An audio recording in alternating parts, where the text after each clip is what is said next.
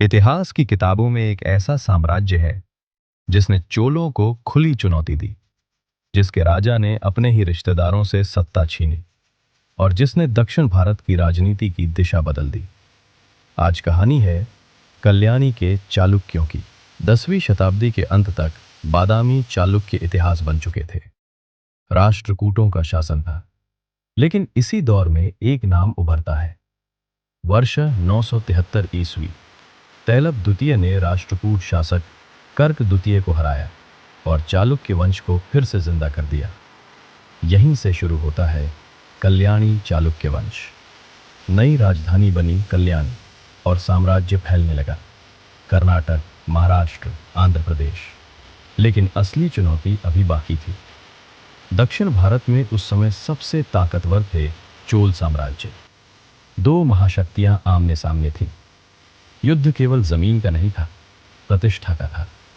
अब कहानी पहुंचती है अपने चरम पर। विक्रमादित्य षष्ठ राज्यकाल। 50 साल का स्थिर शासन, चोलों को कई युद्धों में पराजय, प्रशासन, न्याय और कला में स्वर्ण युग। उसके दरबार में था एक महान विद्वान बिल्हन, जिसने लिखा विक्रमांक देव चरित।